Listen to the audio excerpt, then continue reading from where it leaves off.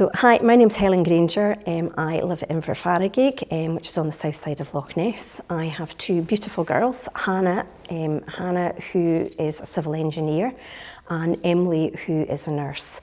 And they are my world, my absolute world. I work for NHS Highland as a part-time moving and handling trainer, and when I'm not working for NHS Highland, I run a small business called Flowers by the Loch. And Flowers by the Loch was kind of born through my cancer, born out of my sort of cancer journey, because in 2018 when I got my diagnosis, I had done flowers for my nephew's wedding, and lots of people had said to me, why wasn't I doing this? So something good came out of my cancer sort of journey. So I was diagnosed in 2018. I went along for a routine mammogram, and I got called back, and I was absolutely shocked when they told me that I had breast cancer.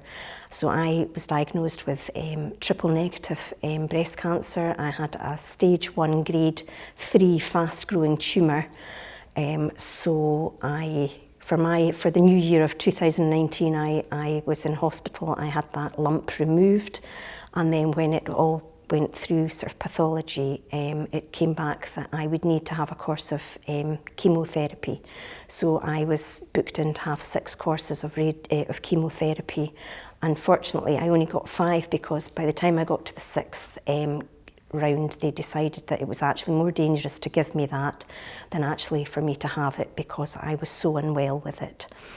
And then once I had a bit of time to recover from that, I then had 19 sessions of radiotherapy.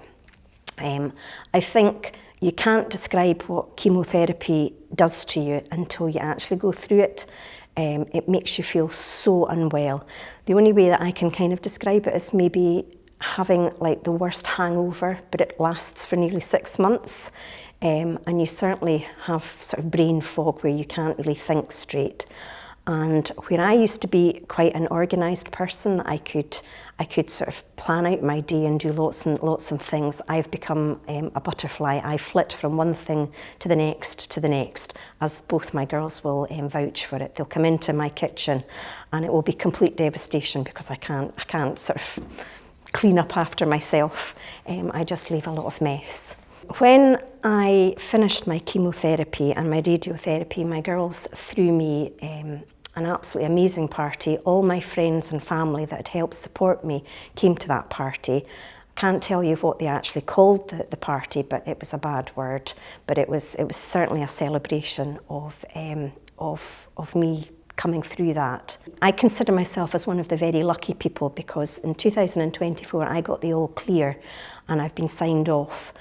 But I do feel that I am one of the very lucky ones that's got through this, and I've got my life. I'm going to get to see my girls grow up, hopefully get married, see them carrying on with their careers, which they're doing really well with, and hopefully become a granny.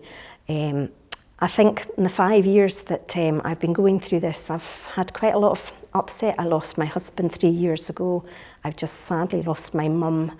And at times you just think, oh my goodness, how are we going to keep going? But you just keep going, and I keep going for all those people that haven't been as lucky as me. So the reason that I want to take part in Catwalk is, well, quite a few of my friends said I would be great at it. I'm not sure about that. But I do, as I said earlier, that I do consider myself to be one of the very lucky people. And I know I've lost a really close friend through breast cancer. And it's just to highlight that there is life after a diagnosis. And I think it's really important. Well, my legacy is that I want to sort of grab life, and I want to live life, and I want to show people that you can get through these things, although they're tough, and it is tough, but that you can get through it.